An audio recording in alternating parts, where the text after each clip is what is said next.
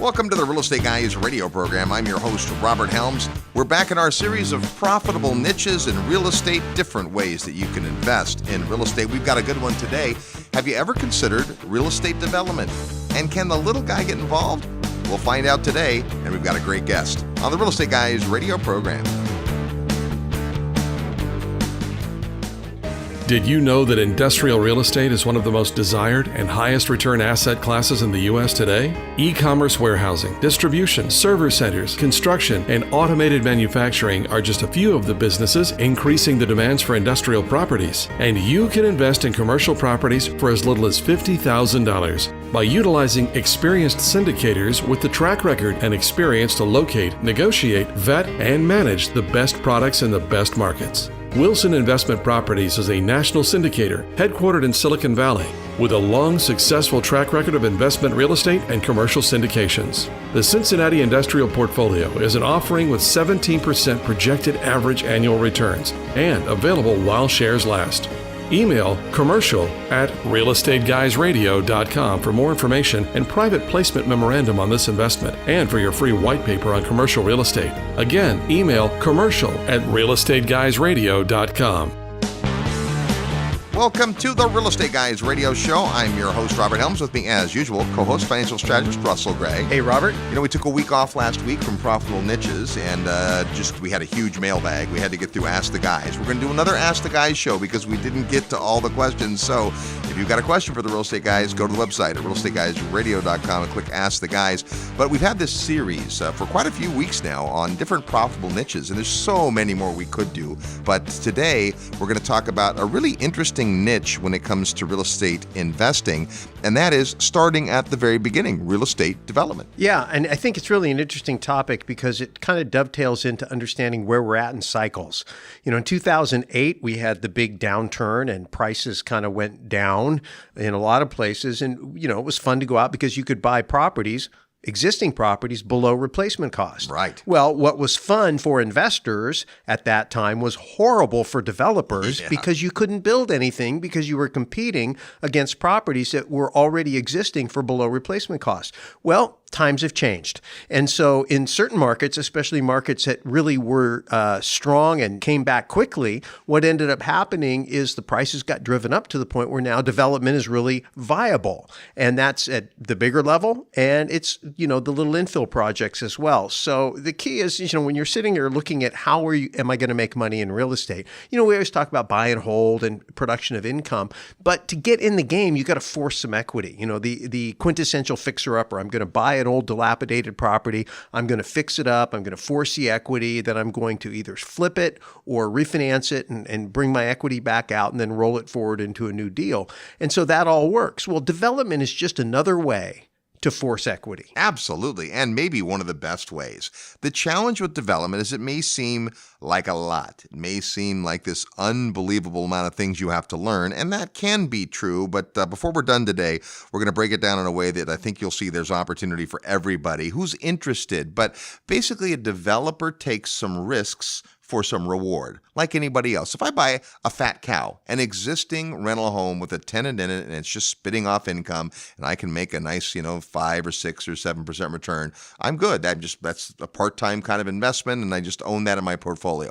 If I'm willing to build that house, there's more margin in it. There's profit in it. I can build exactly what a tenant needs. I can take my expertise by noticing and learning a neighborhood and dealing with local property managers and figure out how to create right in the sweet spot of what is needed in the marketplace. So there are some advantages. You know, it's interesting when you talk about risk. Remember, we did one of our earliest mentoring clubs back when we were mentoring investors on long-term buy and hold and short-term separately. And then we kind of folded it all together. But we would ask people, which is more risky, buying an existing building and renovating it or building something from the ground up?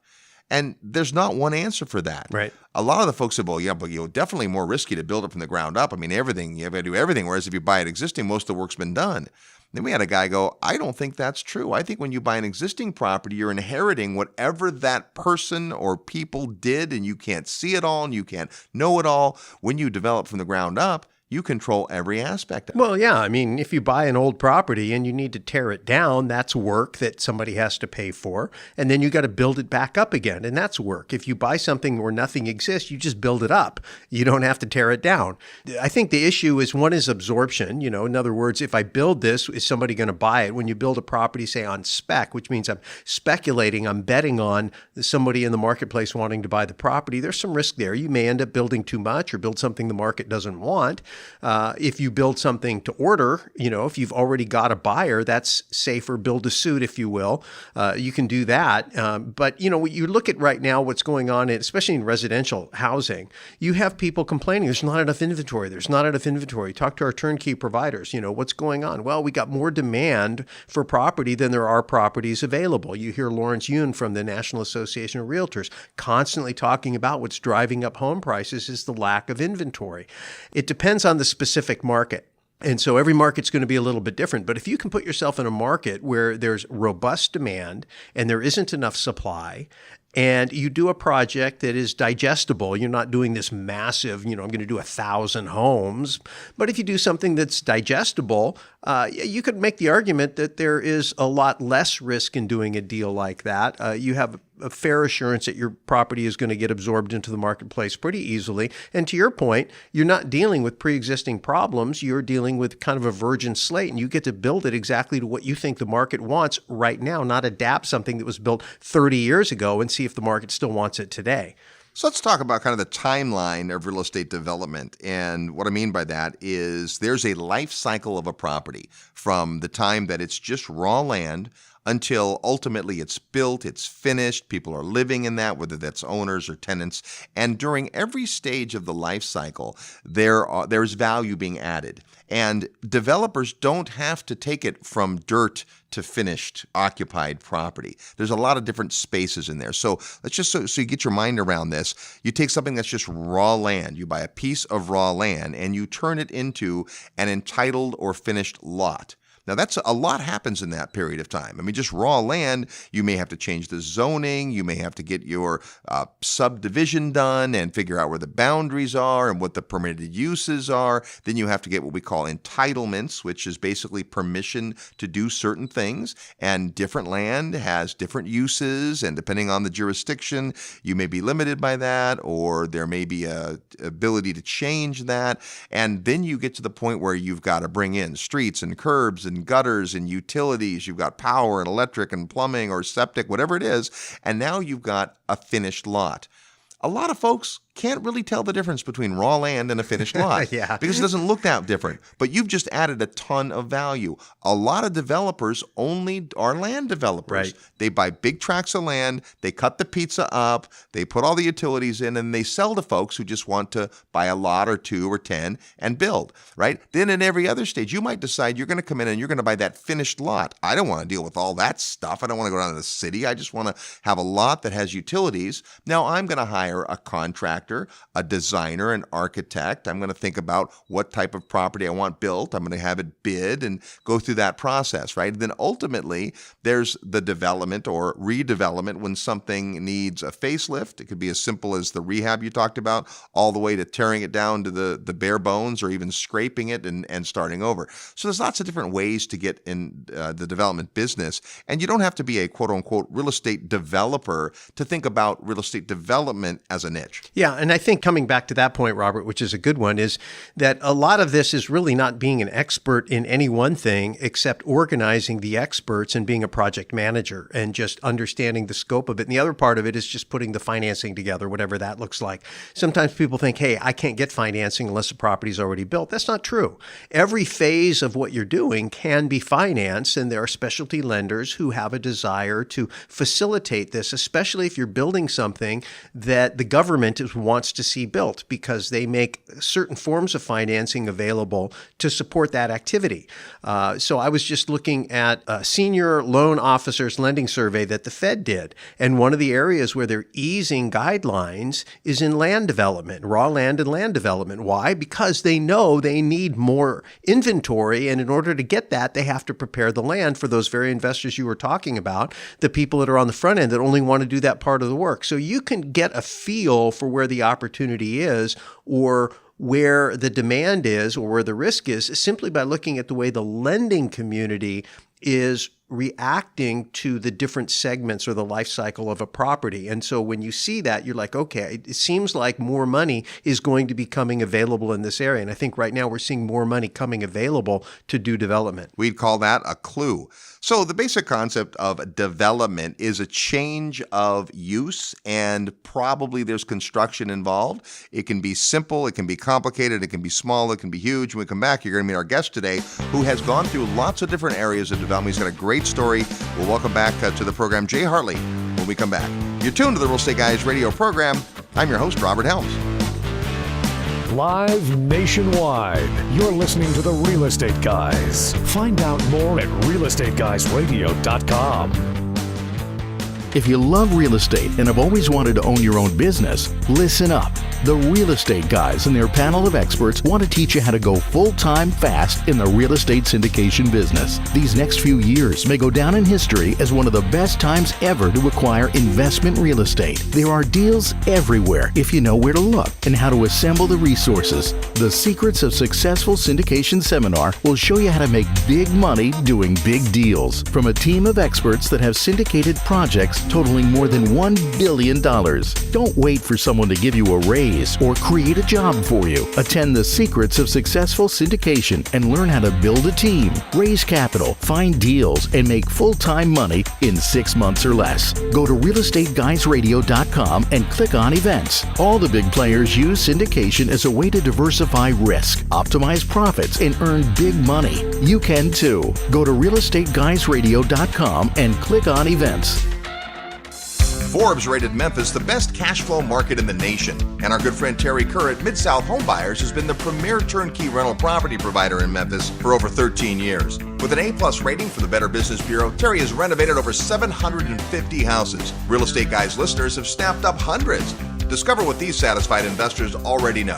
Mid-South's properties are completely renovated with a 1-year warranty and a lifelong rental guarantee. They're affordable, well-managed, and easy to own. Perfect for beginning investors and veterans alike. Get in on the action. Contact Terry and his team via email at midsouth@realestateguysradio.com. Hello, Robert Kiyosaki. Listen to the Real Estate Guys. They're wild and crazy, but they really know what they're talking about. Welcome back to the Real Estate Guys radio program. Thanks for tuning into the show. No matter how you listen, whether it's on the radio or the podcast or while you're exercising, we love that. Take us to the gym. We could use the workout. We're talking today about profitable niches. Been doing this for several weeks, and the niche today we're talking about is real estate development, and we've got a guest who's done some of this, and he's got a great story about it. Please welcome back to the Real Estate Guys radio program, Jay Hartley. How are you? Hey, Robert. Thanks for having me. Always good to have you on the program, and most folks who've listened for a while, if they know your name, they know that you are a property manager by heart and training and nature, and that's really how you got your start in real estate, and we've known each other a long time. You've got great experience in property management, and when we were going to be in the area, we thought, well, let's get an update from Jay about property management. Except you've kind of changed the focus in what you're doing. You still have a property management background and still do a lot of that, but I thought it would be interesting to hear your story, because rather than bring some huge big developer on, and we could have done that, a lot of great developers in our world, I thought let's talk to Jay, because you've gone through this process of becoming a developer and doing smaller projects and so forth. So take us through, if you will, Jay, kind of your mindset and when it occurred to you that, maybe instead of just find existing inventory, I could build some houses. Sure. Well, it's been an exciting process, but it's also been a painful one in a sense, and some pitfalls and some exciting moments. So yeah, originally we started running out of inventory, so we had to figure out what to do. The initial process for acquiring property management units was either do it for someone else. So if they owned a piece of property, whether they lived in it or they bought it as a rental, then that was one source of our business. The other was properties that we would acquire. So we would buy fixer-uppers, if you will. And that was a nice piece of business, but unfortunately, we ran out of inventory. Prices started to escalate tremendously, and the returns were just diminishing. So we had to look at the marketplace and see where the opportunity would be to add additional inventory. So touring some of the lots after the crash, you could see subdivisions that were partially built out, vacant lots ready to be built on, but no builders in sight. So we started looking at acquiring vacant lots that were already in subdivisions and doing what they call infill. So we'd buy a lot or two, build a home specifically suited to rental property, and then either keep it in our inventory or sell it to our investors. So the turnkey model kind of came out of that, and then from there, it kind of seems competition saw what we were doing and jumped on the bandwagon. I don't want to say it was my idea first, but needless to say, the competition kind of came in and started doing the same thing. So we started to look for other opportunities. So then we got into bigger pieces of development, buying subdivided tracts of land, and then kind of just building from there. So it took off. Excellent. Well, now let's back up to kind of the first part of this, which is you recognized a need and thought, hey, if we could build some houses, those would be awesome for our clients who are the property management clients. You had certainly some knowledge of construction and part of your property management business, very hands-on in terms of being able to do repairs and so forth. But what was it like to face the task of building a house, and how did you navigate that? Well, luckily ironically, I had some clients that were in the building business. They were actual builders. And so took a couple of those guys to lunch, started really kind of picking their brain. And so we had to kind of navigate the ideas of either hiring somebody to build it for us or building it ourselves. And ultimately, it was a smart decision to partner with a couple of builders in the very beginning. We had them build the product that we wanted. So we, met with the architect, put everything down, decided to finish out, and then basically paid the builder at cost or a little bit of profit. They got to make money too. So, sure. But we hired the builders to build it for us. And then that's developed into two prongs where we still use that model. And then we also have some staff that are former builders themselves that work for us on specific projects. Okay, so this is one of the paradigms I think we want to make sure that people understand, is that you don't have to be the guy swinging the hammer. You can hire someone. Think of a developer as kind of the executive producer of a movie, or the orchestra conductor. You're not playing every instrument, you're just putting the pieces together. So finding someone who's already in the building trades, understands that part of it, you find the right property, the right market, the right size. One of the things, the perspectives that you had in property management, of course, is you knew what tenants wanted. And that is helpful when you're trying to figure out, what do I go build? It is. And that was a great way to put it. You want to target your market. So, on one hand, you want to be able to sell the property to the end user, but you also want to be able to show good profitability. So the best way to do that is to construct the home in such a way that it's beneficial to the tenants, something they want, but also beneficial to the owners. Deciding what type of flooring to put in. We all know carpet is probably the cheapest, but carpet wears out the quickest. Yep. So if you're putting carpet throughout a house, yes, it's going to be low upfront cost, but if you're holding it for 5 years, you're going to replace that carpet 2, maybe 3 times or more. So you really have to kind of look at long term and what would be best for your clients and longevity. And I think outcome also is a big part of it, right? As investors were thinking about, in your case specifically, you were building inventory for investors to own that would be tenant occupied. But it may be that where there's opportunity in your market, and I know you've done some of this as well, is to build houses that are going to be sold to people that live in them. That's a different value proposition. Now there are different types of things that you're going to put in the home to attract the buyers, potential upgrades that you might do, those kinds of things. If you're building something other than single family, whether it's commercial or it's retail or it's multifamily, now the same process of figuring out where is the demand and starting with the demand. And I think if you are in a market long enough, you figure that out. You are in Dallas, Fort Worth, and you have been your entire life and career, so you know that market really well. And we know, having watched that market for a long time, that there was a time when you could buy property here that made a ton of sense in terms of just buy and hold rentals, and then inventory got tight. So you recognized that need and thought, wow, we could go out and create this inventory.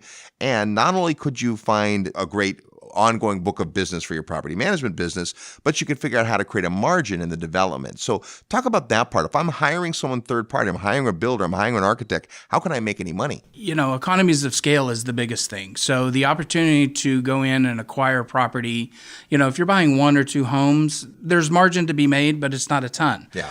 but not necessarily every investor is going to go out and buy 20 homes. So what we like to do is syndicate as many times as we can, or allow the opportunity for bulk buys, if you will. So we, right now we're working on a project where we bought a subdivision. It had 200 home sites on it. There was 12 existing homes, and so we get to build the rest. But it wouldn't be wise for us to go in and build, 180 rentals. It's going to flood the market. The absorption rate is going to, be slow to fill up the properties. So we're building twofold: one for investors as either build jobs or turnkey properties, or we're building for owner occupieds. So very similar looking products, just a few tweaks here and there to adjust one way or the other. So, but it allows the opportunity for everyone to make a little bit, because our end user is either going to be an owner occupant or a investor. But we were able to buy it at a bulk price, build them at a bulk price, and so everybody makes a little bit of money. Well, this makes sense because a builder, a home builder who's getting hired to build a house, has a cost of acquisition of the client, and they're advertising or they're working their referral network or whatever they're doing. If you come in and say, hey, we'll have you build 10 houses, then instantly they have durability of work. They know that it's coming. They know they've got this gig, and so they're going to sharpen their pencil a little bit, give you a better deal. I'd probably rather in any business have one guy that buys 100 instead of 100 guys that buy one. I mean, I don't want all my eggs in one basket, but to be able to know that they've got work coming is good for them, good for you, and lets you preserve some margin for the buyer as well. It is, and it keeps your labor costs down. One of the biggest issues we're dealing with right now is keeping labor or having labor ready and available. We're losing guys left and right to other projects. So if we don't keep them busy, we lose that framer, we lose that concrete guy, we lose the roofer. So we try to set them up to where they're going from one job site to the next over and over again. So I keep those guys busy and I keep them on my job. If I lose them and then have another project coming up 30 days later, I go to get the same guys and they're already on someone else's job because they have to eat. So then I have to go out and find a new source of labor. Yeah. So that's a tough piece as well. Good point. So walk us through, we've got folks listening and maybe they've considered development, but they thought, well, that's so much more. Walk us through the learning curve. You talked about, some pitfalls and some things you're excited about. What are the things you wish you knew before you got started in the development business? Well, labor was probably one of the biggest ones, and keeping ready sources of labor available. Ironically, money was probably the easiest thing to come by. So the other biggest pitfall was opportunity and opportunity costs, out hunting for the next deal to try and make sure that we had projects to continue to go to next, versus doing a project, getting almost finished, and then hunting for the next opportunity. You had so much downtime that you lost in between because of delay in opportunities. Yeah. So that was one of the biggest issues that we ran into. Selling the homes was the easy part. Building the homes was the easy part once we did it up to scale.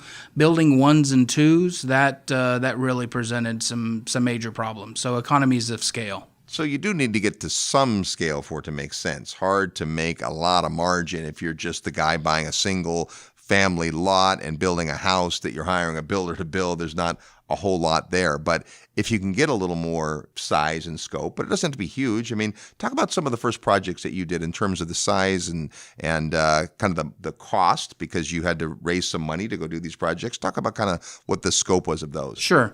Originally, when we first started construction, we were doing the infill model. So we'd find subdivisions that either had, a few lots up to, 20 lots that were available, and we'd take down some of those lots and then start the construction. So we were doing ones and twos. Originally, the pitfall was that we did the ones and twos and then went to the 3 and 4, and that kind of left us hanging and really taught us a strong lesson on the labor burden. So we wanted to make sure that we had the economy of scale. So we started looking for more projects to move the guys to from one to the next. So we'd take down larger amounts of lots. Even though I didn't necessarily want to build them all at the same time, we'd build 2 or 3 homes at a time, and then we staggered them. So one would start, obviously, you got ground up construction, so you're doing slab or foundation, then you're going to wood wall or wood frame walls and so forth. So if you've each one of those is a different contractor. You put them on one project and then you move them to the next one. You keep them busy. The original plan to build single-family homes was easy to come up with the money. Most of the banks were willing to loan money on construction, so that was easy. When you start doing 2, 3, 4 at a time, it got a little more difficult. They wanted to make sure that you had buyers. They wanted to make sure you were completing all your projects and you didn't run into issues with being overextended. So then we really started looking at other opportunities to syndicate, bring in investors that would upfront be kind of the equity piece to make sure we had enough funds to be able to build the homes over and over again. There was also leverage that was still included in on that. And then a lot of the investors ended up buying the properties that they invested in originally. Once it was finished construction, we put a tenant in it. They quite often would be the buyer that ended up with the property. So, well, that's a great way to go if you have the person that wants to end up owning a rental property and you say, well, hey, rather than you wait for me to go get it built with outside financing and charge you a higher rate, what if you put the very money in that got the project built? So that makes a ton of sense. We're talking with Jay Hartley today about real estate development. Is it right for you? What are the different ways you're getting involved? We'll continue that discussion when we come back. Plus, we'll play real estate trivia next. You're tuned to the Real Estate Guys radio program. I'm your host, Robert Helms. Real estate investment advice right in your mailbox. Sign up for the free Real Estate Guys newsletter at realestateguysradio.com. Stop for a moment. Why are you listening to this show? Are you dreaming of a bigger, brighter financial future? More personal freedom to live life on your own terms? What if there was just one skill that could make it happen? There is. Sales. Robert Kiyosaki says every entrepreneur must be good at sales. It's true for investors too. Sales is how you attract money, people, and opportunities. Sales is the skill used to negotiate deals and lead your team. Sales skills are essential to success. The good news is, it's a learnable skill. The great news is, we've created a 2-day interactive workshop to teach those skills to you. Make plans today to attend How to Win Funds and Influence People, Mastering the Art of Financial Selling. For dates and details, send an email to sales@realestateguysradio.com or visit realestateguysradio.com and look under events. Gain the skills you need to succeed. Email sales@realestateguysradio.com or look under the events tab at realestateguysradio.com. Worldwide demand is making coconuts one of the highest yielding cash crops available today. Coca-Cola, Pepsi, and many high-net-worth individuals have invested billions of dollars into coconuts for strong growth and solid long-term income. Yields could be as high as 18% or more per year. Capital appreciation and exceptional income for up to 60 long years could be an absolutely brilliant investment to pass on to future generations. For more information, qualified accredited investors should email coconuts@realestateguysradio.com. Diversify wisely with direct ownership of fully managed coconuts on prime farmland close to the beautiful Costa Rican border. Email coconuts@realestateguysradio.com. This announcement does not constitute either an offer to sell securities or a solicitation of an offer to purchase. Offering made by prospectus only. For more information, email coconuts@realestateguysradio.com.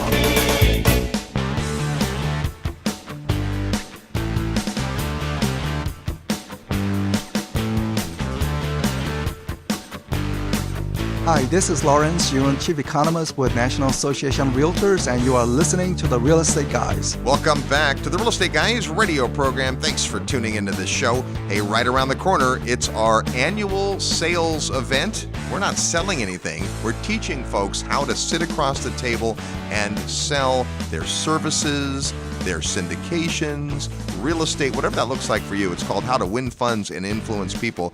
At the end of the day, we all have to persuade and convince, and this is an awesome workshop that Russell Gray does just once a year. You'll get all the details on our website at realestateguysradio.com under events. We're talking about a profitable niche, and that is development. Before we get back to our interview with Jay Hartley, it's time to play Real Estate Trivia. Your chance to win a prize by knowing today's Real Estate Trivia question. As soon as you hear the question and think you know the answer, you're going to fire off your best guess to trivia at realestateguysradio.com. That's trivia at realestateguysradio.com. Include your name, the answer to the question, and your mailing address, because if you're the winner, we're We're going to send you a copy of a great book called The One Thing That Changed Everything. Lots of great authors in this book, and you're going to love it. Great stories, inspiration. Always great to get around folks that are doing the thing. That can be yours if you know today's real estate trivia question. Last week on the show, it was Ask the Guys, and we asked this. The U.S. is the country with the most pet dogs at nearly 70 million. Yeah, there are more dogs as pets in the U.S. than anywhere else. Here's what we asked. Which country is number 2? Well, the answer is Brazil, with over 35 million pet dogs. Here's our real estate trivia question for this week. Which U.S. state is the most tenant-friendly? Jay's background, of course, in property management. Lots of folks who listen to the show own rental property. We like to look for markets like the one we're recording in today, Texas, that are very landlord-friendly. But which U.S. state is the most tenant-friendly? And the answer may surprise you. If you know or want to guess, just send us your best guess to trivia@realestateguysradio.com. Include your name, your guess, and your mailing address, because if you're the winner, we're going to send you a copy of The One Thing That Changed Everything. That's today's real estate trivia question. We're talking with Jay Hartley about a profitable niche you might consider. That's real estate development. He was a guy who owned a lot of single-family houses and managed properties for folks, and got into the development business kind of because he had this demand. And Jay, you've now done quite a few substantial projects. Let's talk about where you take your business to the next level. So now you have crews and employees and that part, and talk about that transition. That was an interesting growth spurt for me, and it took some gut-wrenching mentoring sessions, if you will, to kind of get my head wrapped around building it, because I've always been known as the property management guy. I still do property management, and it's one of my great loves. You know, I own quite a bit of real estate, and I consider myself a buy and hold, but I'm not afraid to sell them anymore. You know, that was I want to say I was probably a collector before. Yeah. So I collect real estate, and it was tough for me to wrap my head around selling them. But now I buy and sell them. But expanding the business, taking the risk, that's gut wrenching sometimes. Writing the check, spending the money really takes a good comfort level. So the first couple of times I had to write checks was scary. But I had some help, and I had some guidance. So that was great for me. Yeah, and it is doable at the end of the day. A lot of the folks that listen to our program and other shows, they focus on buy and hold, and they're passive investors. They're maybe doing something else to live, thrive, and survive, but they build up a portfolio of real estate, which is awesome. Nothing wrong with that. Many of the niches we've talked about in the last few weeks are the things you can do. You can buy a property and just hang on to it. But development is where we talked about forcing equity, the idea that you add value that creates a bigger pie than was there before. And that's what you can do with development. And of course, there are folks who develop by contract. They put together a project where somebody else owns the land, somebody else brings in the money, and they just, do the whole project. And then there's folks that are doing it in their own account. And you've kind of done both. You've developed some property that you've sold off, and you've found this model works great for creating inventory for investors. But also because of the market you're in, you built some higher end stuff too. Talk about that, about transitioning based on where the market's gone. Sure. You want to explore other opportunities. So, partnering with people, if you will, whether it be partnering with somebody that owns the land that you can develop and build on, or partnering with a builder that brings a special skill set to the job. It's not necessarily paying somebody to do it or buying the land to develop. It's finding the partners that are a good fit for each individual project. So the opportunity presented itself. Somebody brought an opportunity to us to build higher end homes. Well, we were already building, 1,500 to 2,500 square foot homes. Sure, why can't we just go ahead and build a 5,000 plus square foot home? Sure, it's just construction, right? A little higher end finish out. And so that was an opportunity that kind of came at us, and we explored it. Again, that would help your crews stay busy and all those things you talked about? It would. And the opportunity to do it was twofold. One, somebody had parcels of land that we could build on, and there was a need for higher-end homes that could keep our crews busy, and it looked like it would be quite profitable. So we tackled the project of building higher-end homes. We built 6, and 4 of them were great. Two of them kind of didn't necessarily go exactly the way we wanted to. We ran into some labor problems. We ran into some zoning for flood encumbrances. And that's a whole interesting topic that I'd prefer to stay away from. I don't want to ever have to experience that again. All in all, those were all syndicated opportunities that everybody got their money back plus some return. So it was great for our investors. It wasn't as great for us as we had hoped it would be, but it was definitely a learning experience. Would I do it again? I don't know. I mean, I've been asked that a couple of times, and, if the right opportunity came along, I would certainly look at it. So you got to be open to different opportunities and see what works. You can stay in your specific niche and truck along, but the market's going to change at some point. It does. If you watch history, if you listen to Russ and Robert, if you listen to you guys, the market's changed. So we have different cycles. And if you're prepared for a market change, then opportunity is going to present itself. And if you take advantage of it, then it might be great. Some people like to just kind of stick with it. Well, there's not a right or wrong when it comes to that. You can get rich in a niche. We've talked about all these different niches, and some people go, yeah, mobile home parks, that's for me. I just want to be the mobile home park guy or gal. And some people go, well, no, I'm all about assisted living. And that's great. I think the cycle part's important because different types of real estate investments fall in and out of favor. The ability to get, we've talked on this show recently about just the continued cap rate compression of apartments. It's harder and harder to find well-performing apartment buildings because the demand is so high that people are chasing the yields. They'll pay more for the building, which makes the returns less. And it's gotten to the point where it's scared some people away. Other people are lowering their guidelines or going a little further out or taking on riskier projects. And that's a clue. But I think one of the great lessons watching you, Jay, is you're building your experience resume.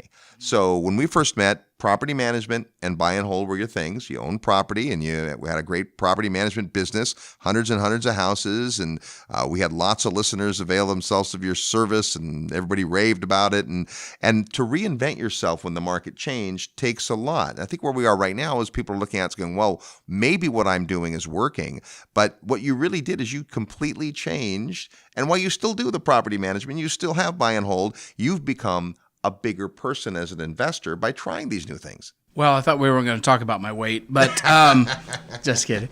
The experiences are incredible. The opportunity to try different experiences has been fantastic. So there's many facets of the real estate world that I can say that I've tried. There's quite a few that I've been successful at. And so if I needed to at any point in time, whether there's an aspect of it that may not show great promise right now, it may again later. So I love the fact that I'm experienced in it enough to know that I can look at a potential project, and the people that I've met along the way give me the ability to call somebody up and say, hey, I'm looking at this opportunity. What's your thoughts on it? It may be their niche. It may be something they've tried. It's not necessarily about what I've done. It's about who I've met and who is in my wheel that I can tap on the shoulder and say, hey, what do you think about this project? And it may be something for us to do together. It may be something for them to give me advice on, insight, steer me away from, so learning from other people's experiences as well has been instrumental in evaluating some of the deals that I've looked at and some of the deals that I've done. Well, and let's talk about this part of it, because if we're saying this is a potential niche for people, you've gone through this very process of learning some of the things like construction and architecture, and you had the property management thing figured out, but you've had to learn about zoning and entitlements and all that. Talk about how someone approaches that, and where are you able to learn these things? Experience is one of the key factors that really kind of helped me along the way. But there's tons of opportunity for people to learn how to do this on their own. You can go to you can take classes, you can watch videos. I'm not saying watch a YouTube video and learn how to build a house. It's not necessarily a DIY opportunity, but it gives you a good feel for it. I talk to clients all the time that they watch the flipper shows, and so they know how to flip a house. Well, it doesn't always go that way. So, learning from other people's experiences are they're worth their weight in gold. Yeah. So trying different things, partnering on deals. You can partner on a build job, a single family home, 2,000 square feet, partner on that build job where you're not necessarily taking, the lion's share of the risk.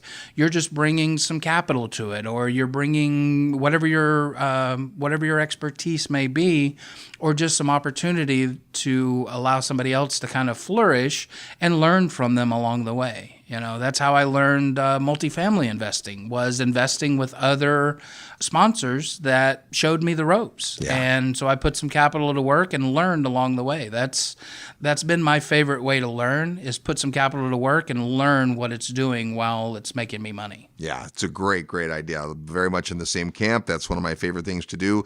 In my earlier career, I was a lot more hands-on. Today, my favorite thing is to hand the ball to someone who knows what they're doing, right? And really, that's the essence of most development. A lot of the development that gets done around the world is done through syndication, through these joint ventures. You mentioned partnering. The obvious place when it comes to development is there's a lot of folks who own land and have no idea what to do with it. In fact, just this morning, you and I had a meeting, along with Russ, with a gentleman who owns a lot of land and isn't a real estate developer. He's got a great business. He's got a really interesting parcel. And his good friend says, hey, I know some guys in real estate. Why don't we sit down and have a cup of coffee? And we just talked through some different ideas. Who knows where that will lead? But the point is, there are folks out there that are good candidates to maybe partner with, either because they have that experience, or they own a piece of property, or they have some asset that your development project needs. So I think it's one of the greatest ways not only to learn, but to get stuff done. Many hands make the weight light, right? So, sure. And then, of course,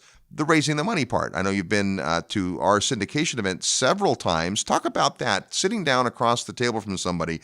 You've never had a problem asking them for their property management business, but what's it like to ask them for a big check? Man, that was scary at first. Looking back at it now, I was so scared to ask somebody for money. I didn't have the comfort level to be able to do it, and I didn't have the skills necessary to really kind of convince them that I was a good investment for them. Because you're investing in the project, but you're also investing in the people that are responsible for the project. Big time. So I almost felt like a little kid. I was scared to ask for money. You're asking for your parents for allowance, and you're nervous about it. So I was really scared, and I didn't for a while. I tried to finance my own projects and doing things with debt and leverage, and that worked for a little while, but then you run out real quick, and you can't get to the economies of scale. Ironically, you guys put together, some training programs, and it wasn't out more than a day or two, and I signed up and went to the class, and first one was syndication, and then that was an eye-opening experience for me, learning how to syndicate the good, the bad, the right way, the wrong way, and setting in that audience like a sponge, absorbing everything that was there to be had. And then Russ put together the sales training, and I went to that, and I've been in real estate all my life, and as long as I can remember, it's been a family business. So the training there, I didn't think I really needed it before I went to the class. And I went to the class, and I'm like, oh man, it wasn't that I was doing it wrong. It was that there was much better techniques to use. So it was enlightening. So that really kind of catapulted me, gave me a kick in the butt, and the tools and the ability, really the confidence to be able to go out and talk to clients, talk to investors, and pitch.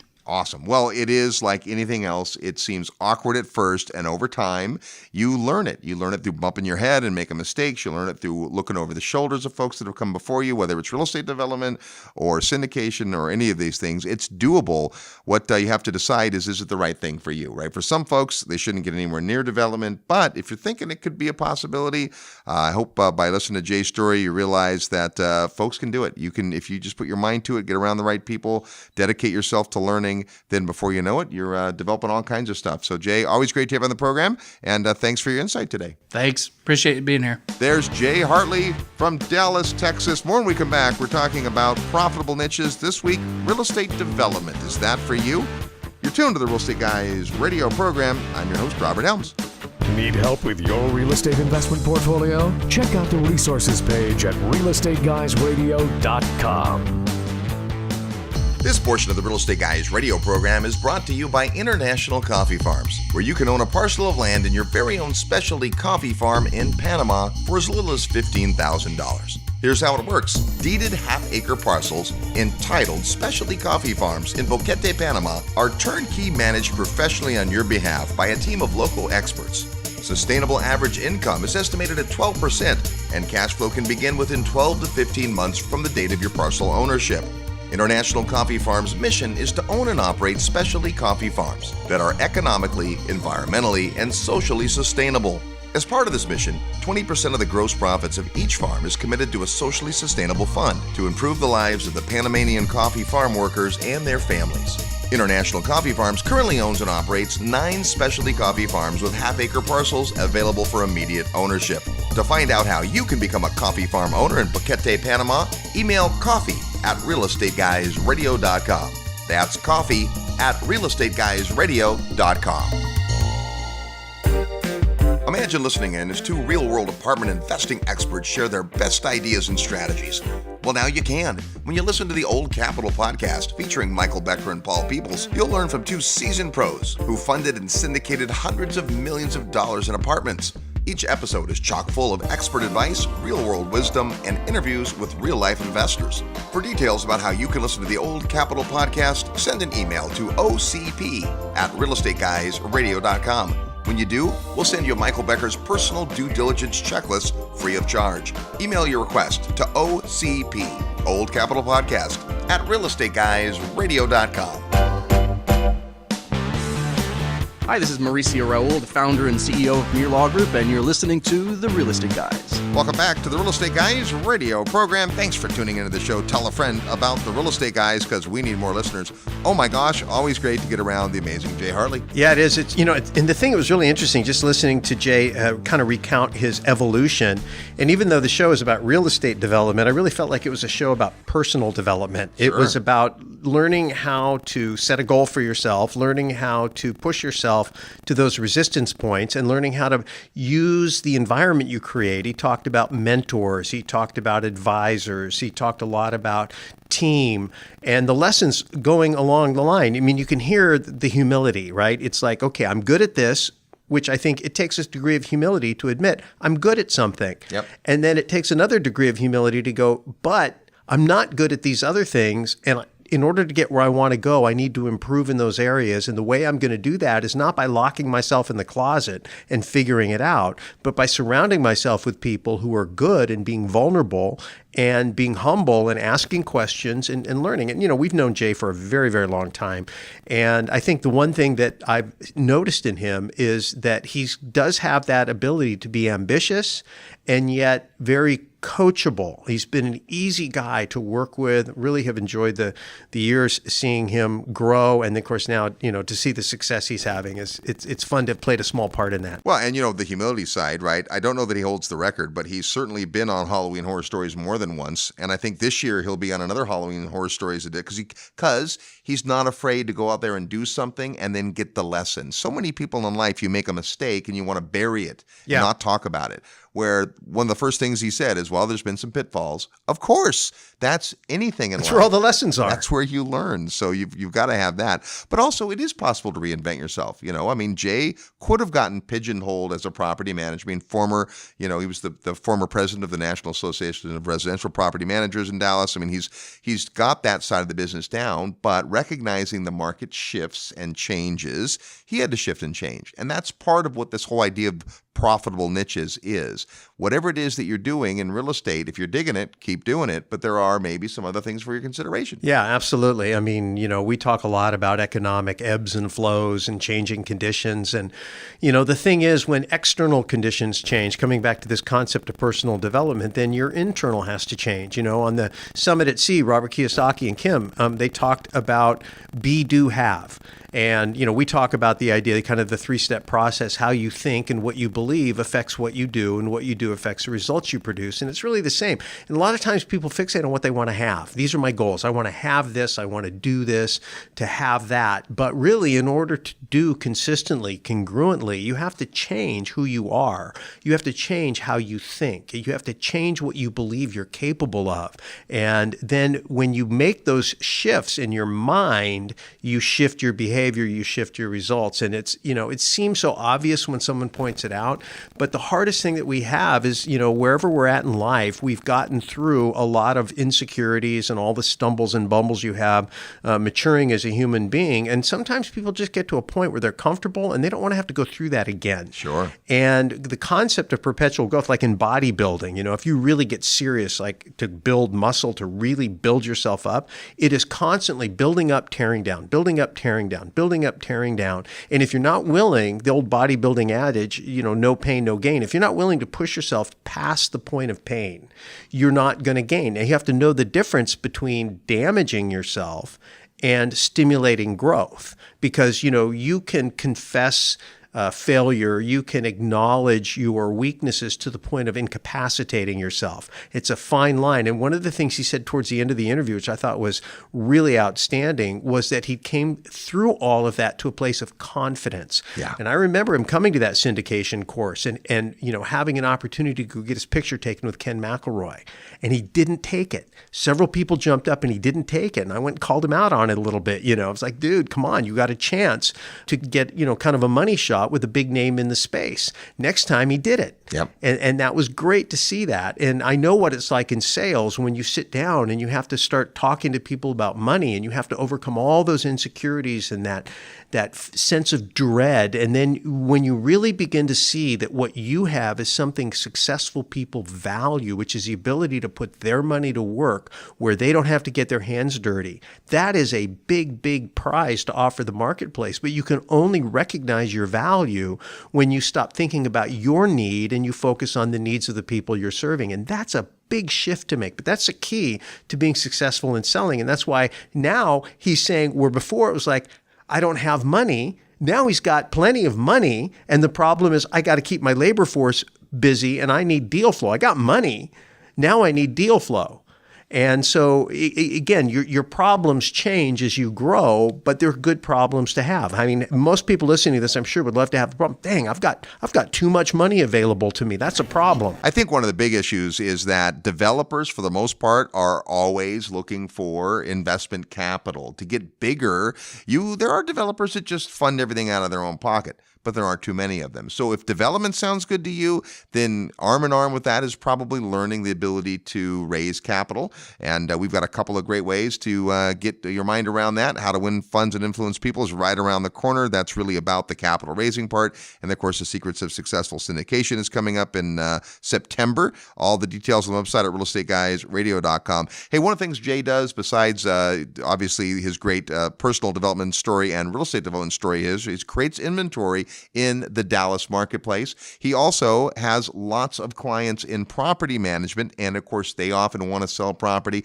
This has been a hard market to get into. Inventory is tight, but he's a guy who's on the inside track. So if you're interested at all in investment property in Dallas, just send a quick email to dallasdeals@realestateguysradio.com, and automatically, like magic, all Jay's contact information will come back to you, so you can reach out to Jay and say, hey, help me find a house, help me find an investment project, help me find a syndication, whatever it is. dallasdeals@realestateguysradio.com. I would do a deal with Jay just to have the opportunity to be in a relationship with him. He's just a guy I like spending time with. Absolutely. Well, big thanks to Jay Harley for sharing some of his wisdom with us today. Next week on the show, another profitable niche, and in a few weeks, another edition of Ask the Guys. So if we didn't get to your question last week on Ask the Guys, and you've got a burning question for the Real Estate Guys, go to realestateguysradio.com. Click the button that says Ask the Guys and ask your question, and who knows, maybe you'll be on the next Ask the Guys show. Until next week, go out and make some equity happen. This episode of the Real Estate Guys radio show is brought to you by Paradigm Life. Powerful cash management strategies using life insurance. Learn more at beyourbank.com. Mid-South Home Buyers. Low-cost, turnkey cash flow properties in Memphis, Tennessee. Corporate Direct, asset protection strategies for real estate investors from attorney and Rich Dad advisor Garrett Sutton. Find these and other great companies under the Resources tab at realestateguysradio.com. To learn how you can expose your product or service to the Real Estate Guys audience, call 888-489-7723 extension 4. That's 888-489-7723 extension 4. Or use the feedback page at realestateguysradio.com. Thanks for listening, and we'll see you next week right here on the Real Estate Guys Radio Show.